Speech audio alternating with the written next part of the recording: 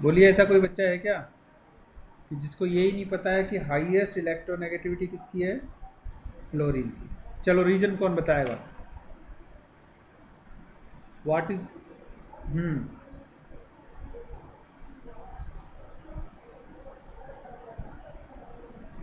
Smallest element नहीं है, देखो स्टेटमेंट को कंट्रोल करो। Smallest size in in respective period. ढंग से बोल, सॉरी पीरियड नहीं, ग्रुप। ढंग से बोलो स्टेटमेंट को। स्मॉलेस्ट पे जाओगे तो हाइड्रोजन आएगा। समझ गए? कुछ भी ना बोलो, कुछ भी बोलते हो, कुछ भी लिखते हो, फिर कहते हो सर मैंने तो सही लिखा था, मैंने तो यही बताया था। बच्चे के अपने आर्ग्यूमेंट होते हैं। ध्यान से समझो, पढ़ो, लिखो, याद करो, प्रैक्टिस करो, तब जाके लिखना है। तो स्मॉलेस्ट साइज हो गया, चलो इसका क्या, इससे क्या इफेक्ट पड़ता है? कुछ भी बोल रहे हो, लैश शील्डिंग इफेक्ट क्या है इसमें? स्मॉलेस्ट साइज है तो उसको एडजस्ट नहीं कर पाता है ना वो, वहाँ पे जगह नहीं है उसके पास रखने को, इलेक्ट्रॉन को परमानेंटली रखने के लिए, इसलिए ऐसा है। तो बाकायदा आप जब लिखते हो, स्टेटमेंट लिखोगे, पिक्चर बनाओगे, इफेक्ट लिखोगे, नंबर कहीं नहीं जाएगा, हमेशा दिमाग में रहेगा, नंबर पूरा आएगा। क्लियर हो गई सबको बात? बोलो सबको, सब बोलो सब। ये अंजलि पटेल कभी कुछ नहीं बोलती है। ठीक है। दूसरा क्वेश्चन हमने किया था कि Cl क्या है इसकी सबसे ज्यादा?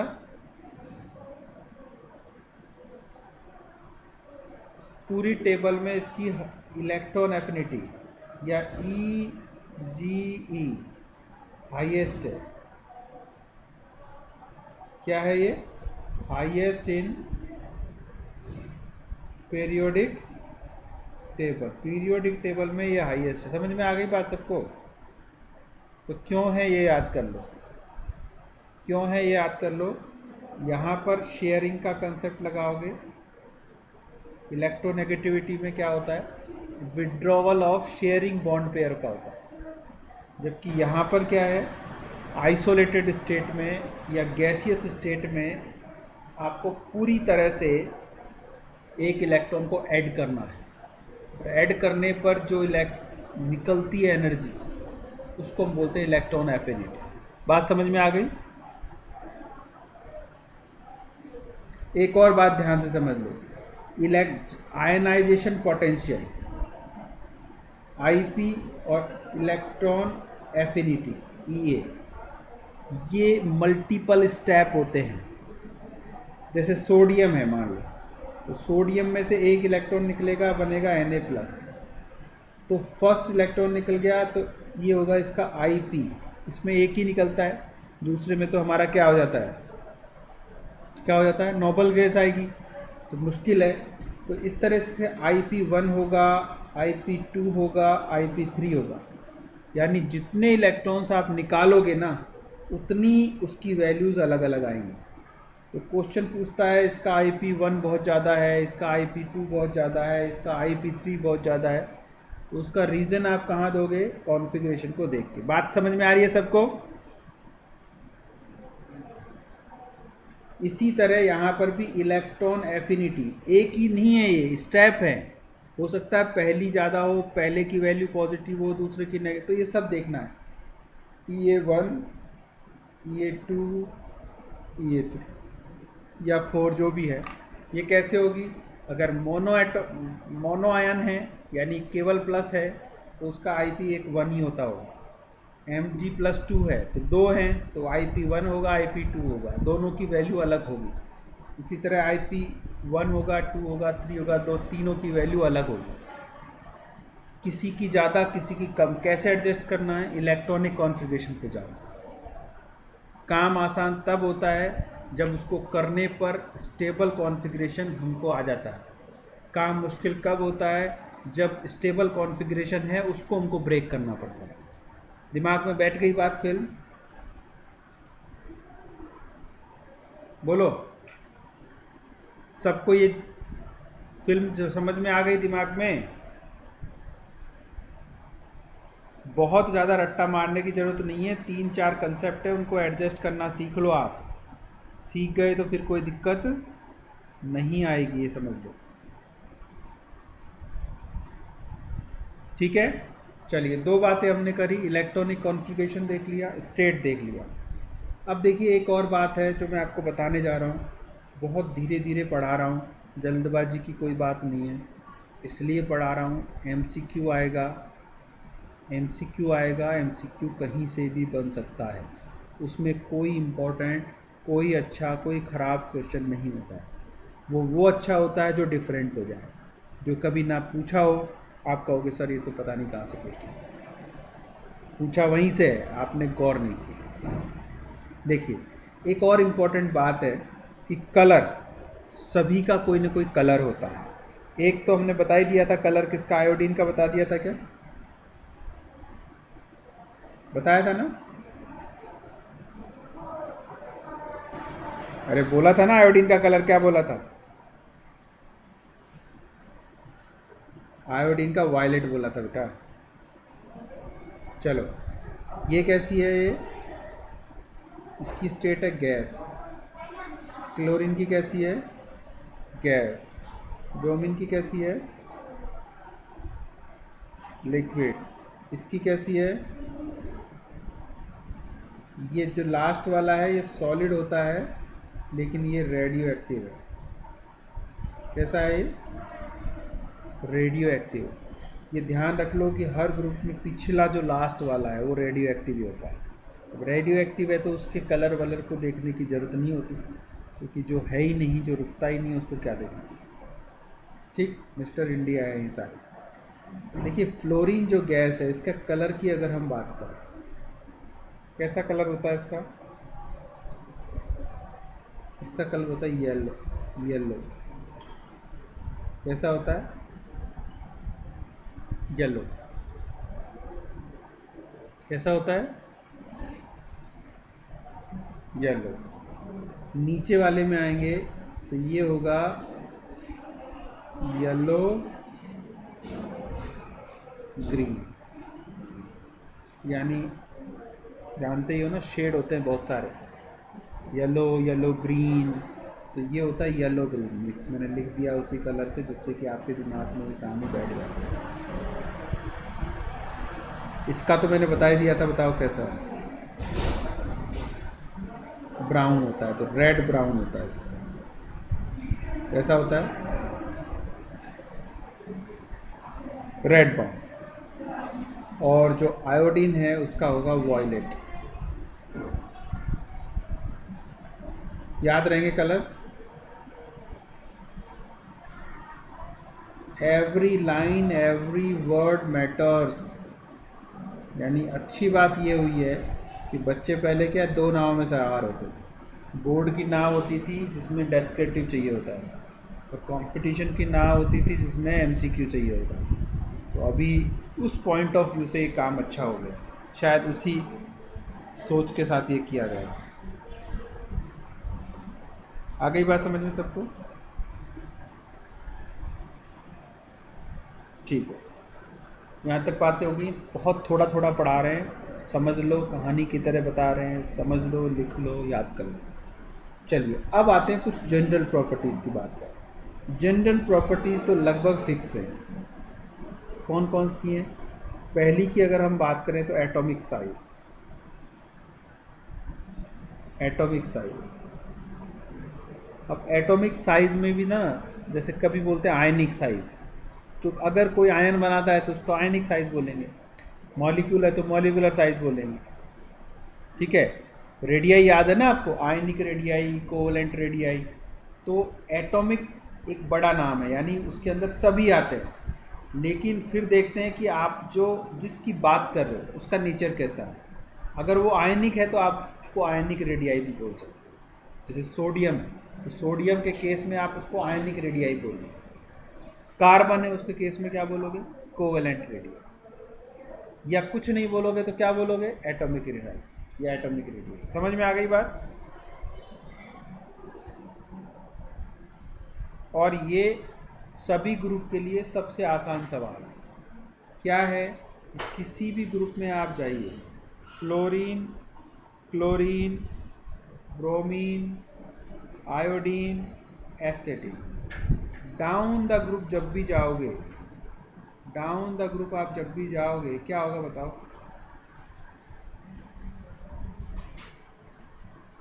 Size increases. रीजन क्या है? Number of shells increases. बोलो क्लियर है कि नहीं है? ये तो सबसे आसान चीज, ये सबको याद होना चाहिए। ठीक है, ये पॉइंट सबको क्लियर आ गया?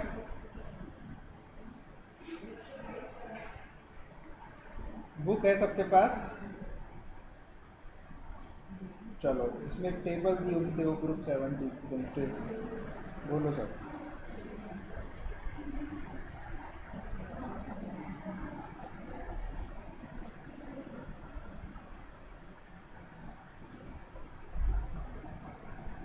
क्या आना चाहिए? आ जाएगा, कौन मना कर रहा है? रेडियो एक्टिव आ जाएगा। तो जरूरी थोड़ी है कि सारे डिस्कवर हो जाए। लिखा होगा, देख इसमें लिखा है कहीं? जनरली जो रेडियो एक्टिव है उनको नहीं लिखते, कहीं उनकी जगह खाली छोड़ के रखिए कि भैया फ्यूचर में इस तरह का कुछ आएगा। एलिमेंट क्या है वो कभी नहीं पूछता, या तो ये पूछेगा कि लेटेस्ट कौन सा है अगर कोई डिस्कवर होता है। अच्छा बच्चों, आप जरा पेज नंबर 198 निकालिए तो एनसीईआरटी का। निकाला क्या? निकाल लिया। हमने अभी आपको एटॉमिक नंबर के बारे में बताया, 9, 17, 35, 53, 85। पढ़ने के बाद कोई बच्चा कंफ्यूज नहीं होना चाहिए कि किसका एटॉमिक नंबर क्या है। अब हम को कहा था सबसे ज़्यादातर केवी के बच्चे हैं, 10th क्लास से बच्चों टेबल याद कर लो, 11th में भी किया था। अब तो एक्सट्रीम आ गया है, अब तो आप टेबल को ग्रुप वाइज याद कर रहे हो, यानी कम से कम 4 या 5 एलिमेंट जो है ना उनको आप 2 दिन पढ़ रहे हो, तो उनका एटॉमिक नंबर दिमाग में बैठ जाएगा। बोलो। अच्छा, अब मैंने भी कहा आपको कि जब एटॉमिक साइज की हम बात करते हैं तो कभी कभी हम उसको कोवेलेंट रेडियाई या आयनिक रेडियाई की बात करते हैं। यहां मैं क्या लिखूं एटॉमिक साइज की जगह? कौन सी रेडियाई लिखूंगा?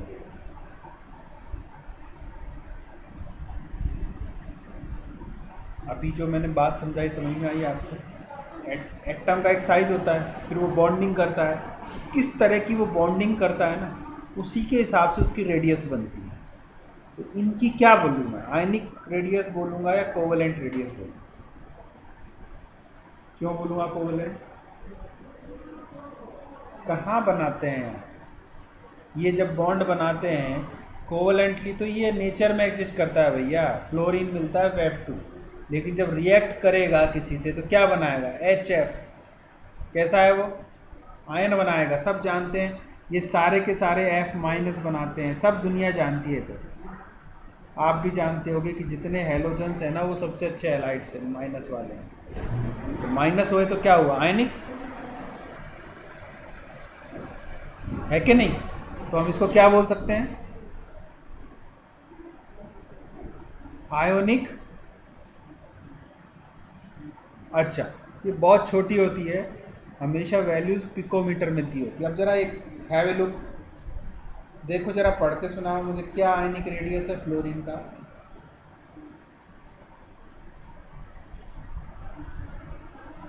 133। ओके, 133। और अगले का, उसके अगले का, उसके बाद 220। तो दिख रहा है आपने जो स्टेटमेंट समझा, इन वैल्यूज का कोई बहुत ज़्यादा मैटर नहीं है। आपके कॉम्पिटिटिव में वो थोड़ा बेवकूफ़ बनाने के लिए बोल सकता है इसकी रेडियस इतनी है, इसकी रेडियस इतनी है, तो वहाँ भी आपको रटना नहीं है। आप देखो इंक्रीज़ कर रहा है या डिक्रीज़ कर रहा है। क्या कर रहा है ये? इंक्रीज़ कर रहा है। और ये किससे रिलेटेड है रेडियस? साइज से। साइज किससे रिलेटेड है? शेल से। बात खत्म हो गई। ठीक है, ये घटना हो गई आयनिक रेडियस की तब जब ये किसी से सॉल्ट बनाएगा, क्योंकि ये फेमस है सॉल्ट बनाने के लिए। क्लियर हो गई बात? अच्छा, लेकिन जब ये नेचुरल स्टेट में होगा, एलिमेंटल स्टेट में होगा, तो कैसा बॉन्ड बनाएगा? कोवलेंट बनाएगा। तो इसके जस्ट ऊपर देखो कोवलेंट रेडियाई भी दी है। ठीक है, बोलो क्या वैल्यू है, जरा बोलो इसकी वैल्यू बोलो। 60, पहले की क्या है? 64,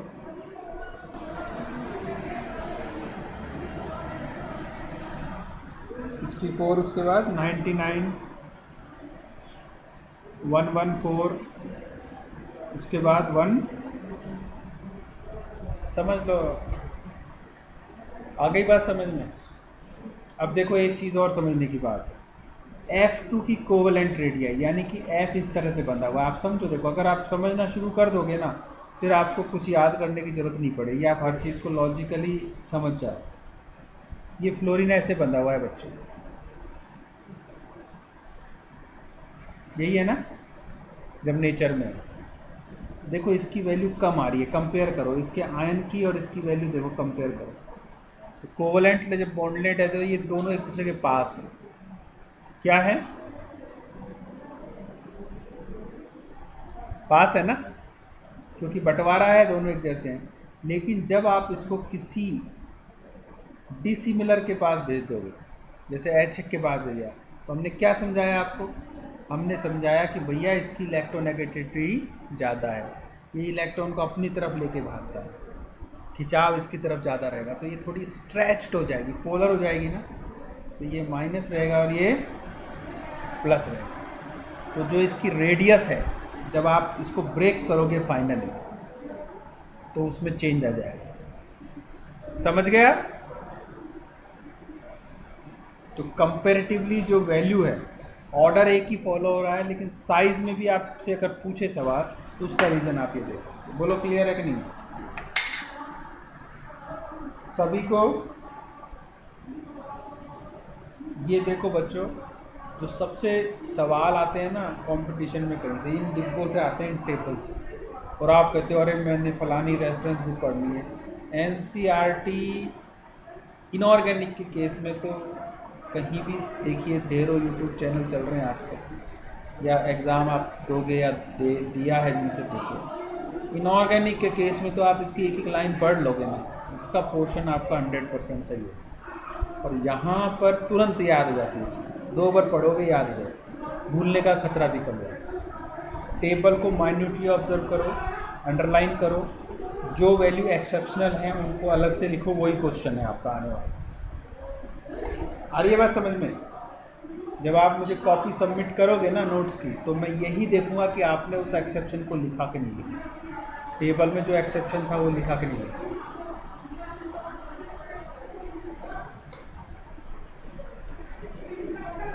हो गई बात यहां तक? कॉन्फ़िगरेशन में तो कोई चर्चा जैसी कोई बात ही नहीं है, सबको समझ में आ रहा है? बोलो, कॉन्फ़िगरेशन में है कोई चर्चा करने जैसी बात? तेरी क्लास नहीं चल रही, मतलब देख वीडियो देखूंगा बेटा यार, हर काम उल्टा ना किया करो। अब तू एक काम करने आया तो एक क्लास छोड़ दी तूने, वैसे सारे पागल है ना जो क्लास में बैठे हैं। इसको कहते हैं मानसिक। मैंने ये तो नहीं कहा था, मैंने कहा था 2 बजे तक आना, पर तुझे तो चाहिए ना कुछ। अब तेरे को मैं एंटरटेन नहीं करूँगा, तू बाहर बैठ, फिर क्लास खत्म होगी तब बात करूँगा, बाहर बैठ जाए। मुझे नहीं पता, बाहर बैठ, मैं क्लास थोड़ी छोड़ूंगा। 30 मिनट तू दिन में खा, सुबह की क्लास में खा के अब 30 मिनट में तेरा चेक करूँ तब जाके तू करेगा, बैठ जाओ वहाँ पर। मुझे नहीं पता, तो जो भी आएगा वो 1 बजे से टाइम दिया जाएगा, 1 से 2 का टाइम। जाओ, 1 बजे आना। 1 से 2 का ही टाइम दिया, मैंने सबको यही दिया। किसी को नहीं कहा बेटा कोई बच्चा क्लास बंक करके नहीं आया, 1 से 2 बजे आया। अब ये देखो, ये मिथेन सुबह बोला था 11:30 बजे आया, अब इसको सबको छोड़ के मैं इसकी क्लास दूँ? ये ऐसा ना करो यार प्लीज। आप भी आते हो, 1 बजे लास्ट क्लास होती है ना, बोलो। तो 1 के बाद ही आया और 2 बजे तक आए। थोड़ा 10-5 मिनट लेट होता है तो गार्ड को देके जाए, अपना काम संभला के जाए। ठीक है बच्चों। तीसरा जो मेन पॉइंट है वो थी इलेक्ट्रोनेगेटिविटी। जरा वैल्यू चेक करो तो, फ्लोरीन, क्लोरीन, ब्रोमीन, आयोडीन, एस्टेटिन। तो पूछ रहा था आपको यार, ये फ्लोरीन के पेरेंट्स मिल गए। हाँ बच्चों, इसकी ना इलेक्ट्रोनेगेटिविटी देखो कितनी होती है। जब सबसे ज़्यादा मामला हो और जिनकी ज़्यादा हो उनको आप याद कर सकते हो। कितनी होती है क्लोरीन की?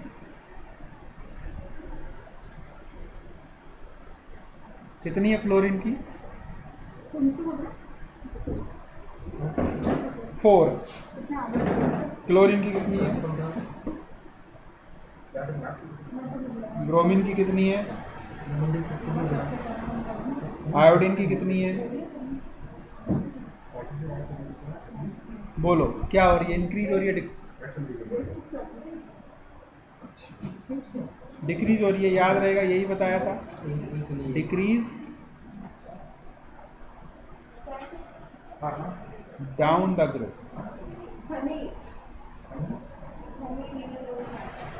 Decrease down the group. Confirm हो गया? ये देखो जो टेबल दी है ना बच्चों, ये आपको कन्विंस करती है कि जो चीज़ आप याद कर रहे हो वो सही भी है या नहीं। अगर इनको एक लुक ले लोगे ना तो आपको याद हो जाएगा कि पहले नंबर पे 4 था और लास्ट के नंबर पे 2.7। याद रहेगा? अच्छा ये बता, दूसरे नंबर पे किसकी होती है?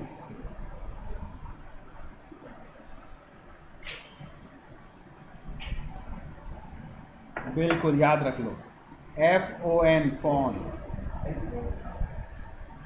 FON सबसे ज़्यादा फ्लोरीन की, उसके बाद ऑक्सीजन की, उसके बाद नाइट्रोजन की। ये 3 मोस्ट इलेक्ट्रोनेगेटिविटी है, नेगेटिव एलिमेंट है।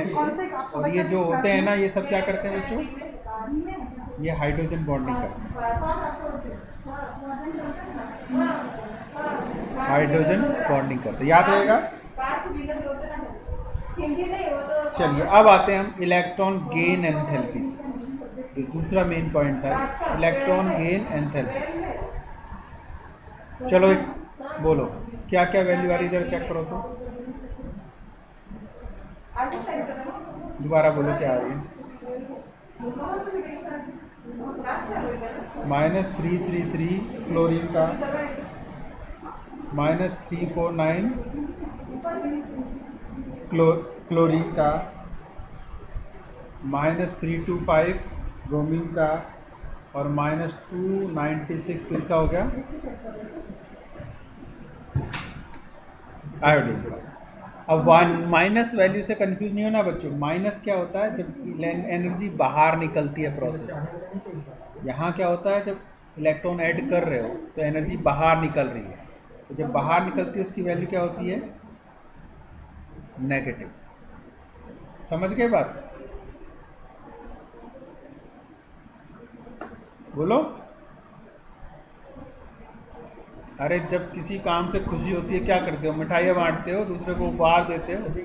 तो यहाँ पर इसको इलेक्ट्रॉन मिलने से इसका ऑक्टेट पूरा होता है और खुशी के मारे एनर्जी बाहर छोड़ देता है, लो जाओ। लेकिन पिछले ग्रुप को याद करो, अब ग्रुप 18 को, वहाँ हमने लिखवाया था एक्सक्लूसिवली कि electron gain enthalpy for the group 18 is positive and highest positive. याद आ रहा है सबको? ठीक है। तो यहाँ नेगेटिव होती है सबकी, यानी सबको फायदा हो रहा है जोड़ने से, लेकिन सबसे ज्यादा कौन खुशी मना रहा है? सबसे ज़्यादा कौन खुशी मना रहा है जरा बताओ तो? क्लोरीन बना रहा है, क्लोरीन। सबसे ज़्यादा फायदा इसको आ रहा है, इसने सबने एक लड्डू बांटे, इसने 2 बांटे। ठीक है, तो ये भी सबसे इम्पोर्टेंट क्वेश्चन है, कोई भी पूछेगा तो ज़रूर पूछेगा आपसे। पहले तो पूछेगा बताओ कौन, फिर बताओ कौन तो फिर क्यों, रीजन पूछेगा। क्लियर है रीजन सबको?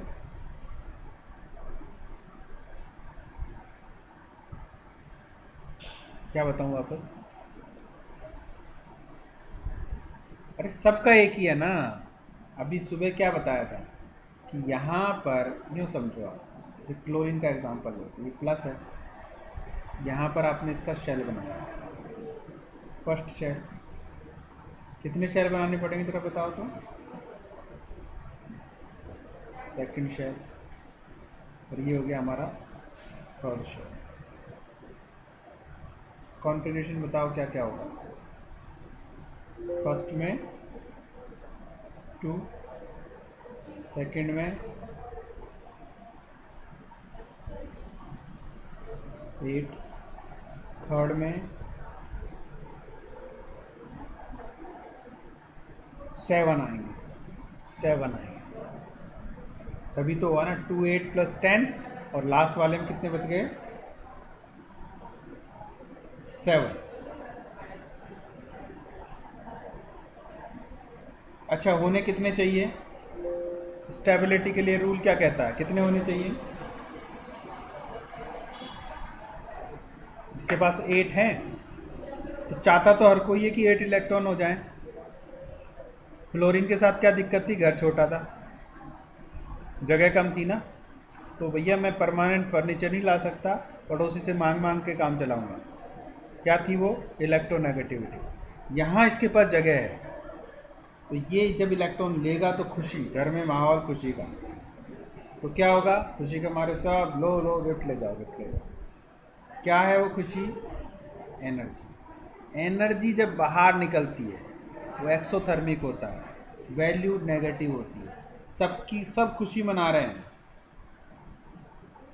लेकिन सबसे ज़्यादा कौन मना रहा है? क्लोरीन, कि मेरे पास इतने सामान को रखने के लिए पर्याप्त जगह है। बाकी बड़ों की, दूसरों की बात करेंगे तो जगह ज़्यादा है, फिर अट्रैक्शन कम है, क्योंकि अंदर से खींचने वाले प्रोटॉन का अट्रैक्शन कम हो रहा है, जैसे जैसे डिस्टेंस बढ़ रही है ना, उस वजह से। बोलो, क्लियर हुआ सबको? एकदम क्लियर है? चलो, 2 चीज़ क्लियर हो गई, इलेक्ट्रोनेगेटिविटी हो गई, इलेक्ट्रॉन गेन एंथैल्पी हो गई। ठीक है, अब आते हैं आयनाइजेशन पोटेंशियल। अब आप कहोगे सर यहाँ आयनाइजेशन पोटेंशियल की जरूरत क्या है? यही सोच रहे होगे ना कि ये तो इलेक्ट्रॉन लेता है, तो इसको आयनाइजेशन पोटेंशियल की क्या जरूरत है? सवाल आ रहा है दिमाग में बच्चों तुम्हारे? आ रहा है ना? आ रहा है कि नहीं आ रहा है? और कितने बच्चों के दिमाग में सवाल आ रहा है कि इसका आयनाइजेशन पोटेंशियल हम क्यों ले रहे हैं?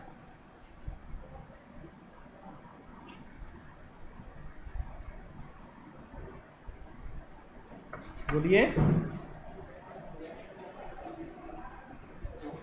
प्रत्युष तू बता जरा, सवाल आ रहा है तेरे दिमाग में ये कि इसका आयनाइजेशन पोटेंशियल लेने की क्यों जरूरत है?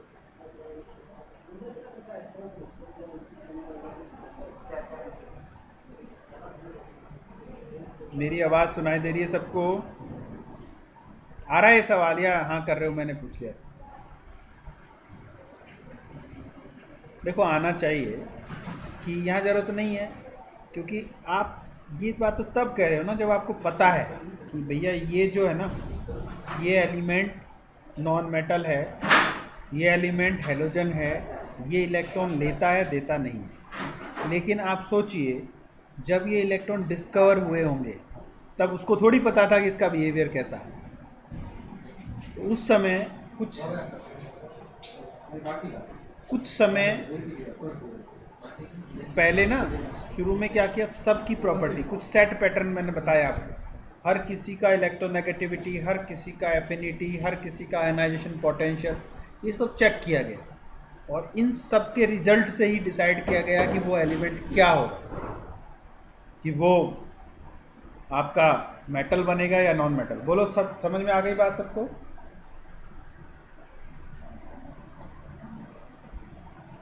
सबको समझ में आ रही है? तो इसकी आयनाइजेशन पोटेंशियल की जब वैल्यू देखोगे ना, तो आप खुद समझ में आ जाएगा कि ये इसके लिए क्या है, क्यों ये पॉजिटिव चार्ज नहीं बनाता। जरा बोलो तो मुझे वैल्यू, बोलो आयनाइजेशन पोटेंशियल की वैल्यू बोलो क्लोरीन का।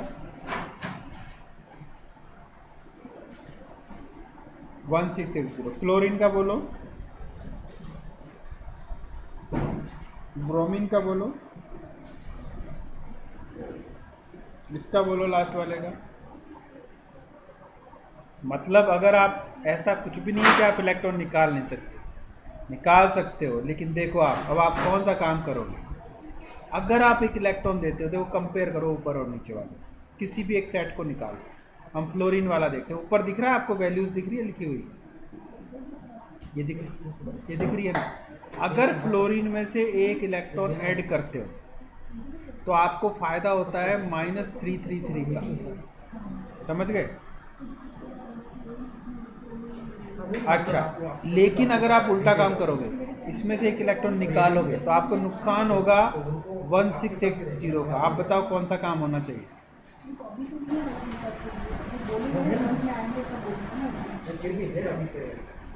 कौन सा काम होगा इजीली?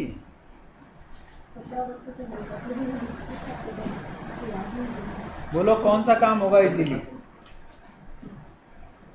ऊपर वाला इलेक्ट्रॉन एफिनिटी वाला या आयनाइजेशन पोटेंशियल वाला? होगा ना, समझ में आ गई ना दिमाग में बात? और मजबूरी में आप समझो, सवाल पूछेगा कि इन सब में अगर करना ही पड़े, हमें पॉजिटिव बनाना पड़े, तो कौन बनेगा बताओ तो?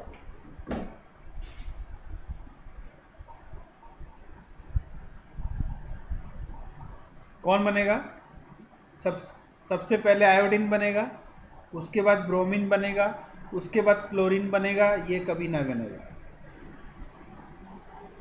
क्योंकि इसका जो अमाउंट है ना वो बहुत ही ज़्यादा है। क्योंकि एनर्जी हम बाहर से एक्सपोर्ट नहीं कर सकते, इंपोर्ट नहीं कर सकते। एनर्जी ड्यूरिंग द प्रोसेस ही बनती है। कल समझाया था आपको कि जब प्रोसेस होता है, बॉन्ड मेकिंग ब्रेकिंग दोनों साथ चलते हैं, तो कहीं से एनर्जी निकलता है, कहीं पे यूज़ होता है, तो उसका बैलेंस बैठ जाना चाहिए। तो ये बैलेंस कभी भी नहीं बैठेगा। ये वाला जो बैलेंस है ना, इतनी अमाउंट में एनर्जी का फ़ायदा कभी भी नहीं हो सकता। तो इसलिए ये आयनाइजेशन, यानी इसमें से F+ को बनाना बहुत ज़्यादा मुश्किल है, यूँ कह सकते हैं कि असंभव है। आगे बात समझ में?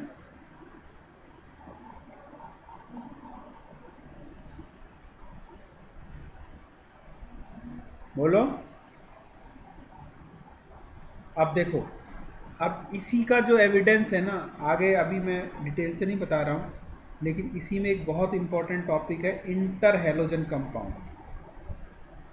इंटर हैलोजन कंपाउंड मतलब क्या है कि हैलोजन आपस में मिलकर भी कंपाउंड बनाते हैं। कौन कौन बनाता है देखना, IF7, IBr5, ClF5, ClF3। ऐसा आपको कोई कंपाउंड नहीं मिलेगा जिसमें F सेंटर में हो और उसके बाहर कोई दूसरा हो। तो ये सब चीज़ें सपोर्ट करती हैं हमारे इन वैल्यूज़ को। आई बात समझ में? एकदम बैठ गया दिमाग में? कोई दिक्कत तो नहीं, कन्फ्यूजन तो नहीं कोई? चलिए, तो कितने पॉइंट क्लियर हो गए? टेबल की तरफ देखो तो।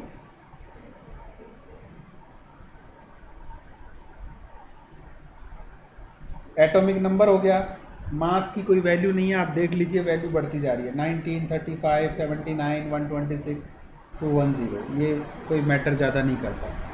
उसके बाद कॉन्फ़िगरेशन हमने देख ही लिया, कोवेलेंट रेडियस हमने देख ही ली, आयनिक रेडियस देख ली, आयनाइजेशन एंथैल्पी देख ली, इलेक्ट्रॉन गेन एंथैल्पी देख ली, इलेक्ट्रॉन नेगेटिविटी देख ली।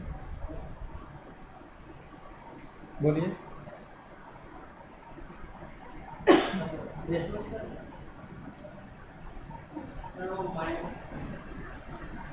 ठीक है,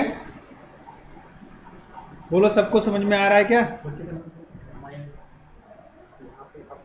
अब देखो इसमें जो सबसे बॉटम में एक और चीज़ है, बहुत ही इंपॉर्टेंट चीज़ है बच्चों, स्पेशली शॉर्ट्स के लिए बहुत इंपॉर्टेंट चीज़ है। ये लिखा है डेल्टा HYD, लिखा है क्या? इसको बोलते हैं हम हाइड्रेशन एनर्जी। इसको समझो बात,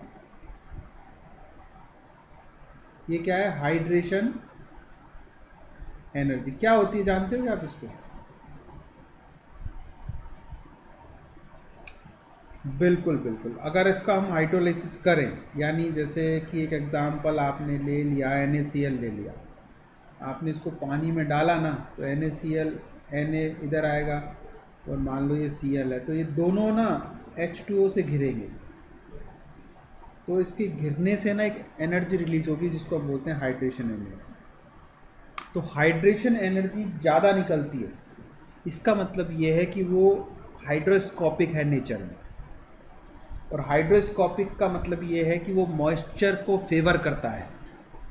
क्या करता है? मॉइस्चर को फेवर करता है। आई बात समझ में कि नहीं? अच्छा, आप सुनो कैसे करता है।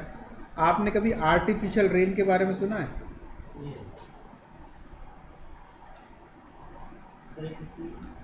सुना है क्या आपने आर्टिफिशियल रेन के बारे में? क्या होती है?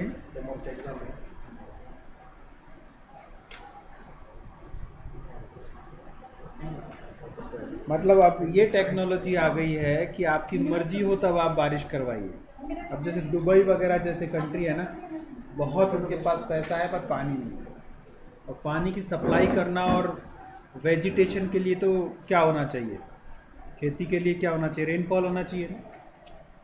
या कई बार कहीं नहीं होती है लंबे समय तक बारिश, तो एक आर्टिफिशियल रेन का कंसेप्ट है। दोनों कंसेप्ट हैं, आर्टिफिशियल रेन का भी है, और अगर रेन हो रही है तो उसको भी भगा सकते हैं, उसको भी हटा सकते हैं।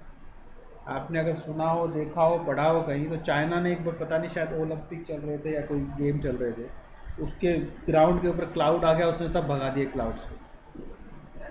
सुना है कभी ऐसा?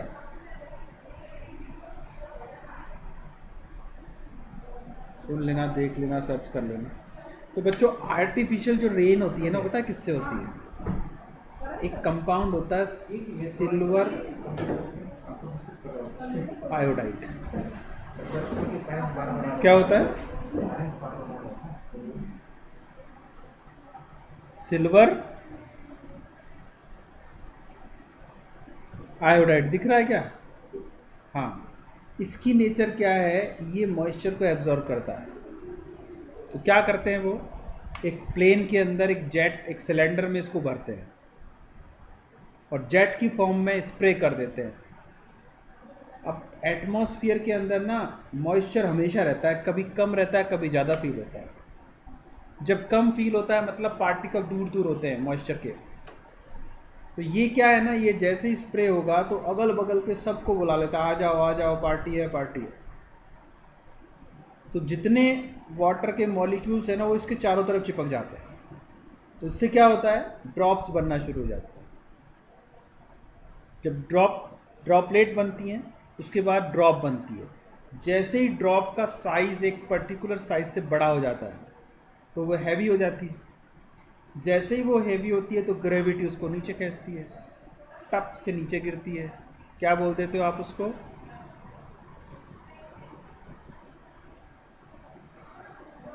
आप उसको रेन बोल देते हो।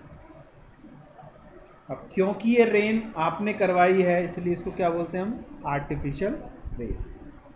तो कैसे डिसाइड हुआ, समझ में आ गई आपको ये बात? यहाँ पर जब ये चेक करते हैं हम, जब चेक कर रहे हैं तो यहाँ अच्छी खासी वैल्यू आ रही है हाइड्रेशन की, यानी सारे के सारे जो सॉल्ट हैं वो हाइड्रेशन को फेवर कर रहे हैं। ठीक है?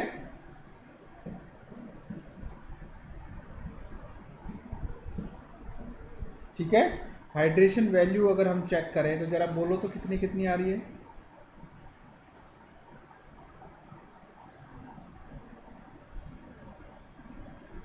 बोलो क्या क्या वैल्यू आ रही है, जरा बोलो।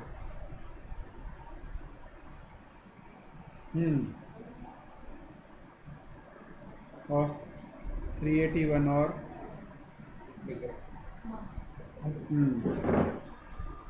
305 है ना। ठीक है।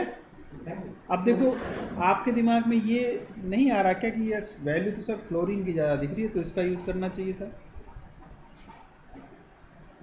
अगर हम आर्टिफिशियल रेन ही कराएं तो हमें तो ये दिख रहा है ना फ्लोरीन की वैल्यू ज़्यादा है, ज़्यादा सपोर्ट करता है, तो हम आयोडीन क्यों यूज़ कर रहे हैं। कमेटी मेंबर हो 12 वाले डॉक्यूमेंटेशन बनाने समझ में आई ये बात क्यों? देखो समझ लो, देखो फ्लोरीन का साइज छोटा है, फ्लोरीन का और बड़ा है, ब्रोमीन का और बड़ा है, आयोडीन का और बड़ा है।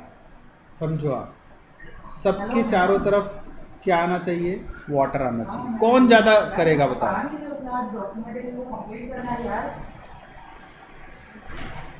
आयोडीन करेगा ना, क्योंकि इसका सरफेस एरिया क्या है, ज़्यादा है, तो ये ज़्यादा को अकोमोडेट कर लेगा, इसलिए ऐसा होता है। जबकि हम मैं कंसर्न बता रहा हूँ केवल आर्टिफिशियल रेन के केस में। बाकी आप जब स्टडी करोगे सॉल्ट्स को, रिएक्शंस में देखोगे, तो यहाँ इनका हाइड्रेशन ज़्यादा होता है। ठीक है। सबसे ज़्यादा पता है किसका होता है, LIF का। याद हो तो पिछले साल भी पढ़ा था, समझ गए? क्योंकि दोनों का साइज क्या है, स्मॉल। उधर उसका स्मॉल है, इधर इसका स्मॉल। इसीलिए ऐसे जो साल्ट्स होते हैं ना, जिनकी हाइड्रेशन एनर्जी अच्छी होती है, इनके साथ हमेशा वाटर के कुछ मॉलिक्यूल लगे होते हैं। क्लियर है बात सबको? अब देखो क्या लिखना है, क्या याद करना है, बुक को एक बार जरूर पढ़ना है। आपको नहीं समझ में आ रहा है आप पूछिए। कंसेप्ट सुनने से समझ में आता है कि कौन सी चीज़ कैसे अप्लाई करनी है, लेकिन उसको लिखना और उस लिखे हुए को सही से एग्ज़ाम में लिखना, ये भी एक अच्छी स्किल है। ऐसा नहीं आज सुन लिया, सुन लोगे याद रहेगा, कल भूल जाओगे। तो जो सुना है उसको अपनी कॉपी पे उतारो, अपने दिमाग में उसको प्रोसेस करके, बुक से उसको मिक्स करके उसको लिख लो, उस भाषा में जो एग्ज़ाम चाहता है, उस भाषा में जिसमें आपको समझ में आता है। क्लियर है सबको?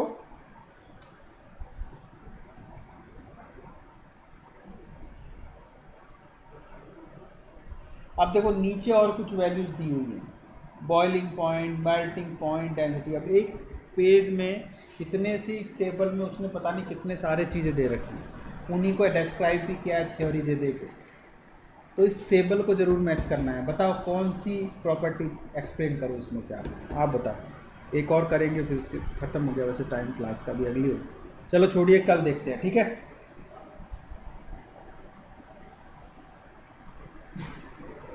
बोलो क्या है?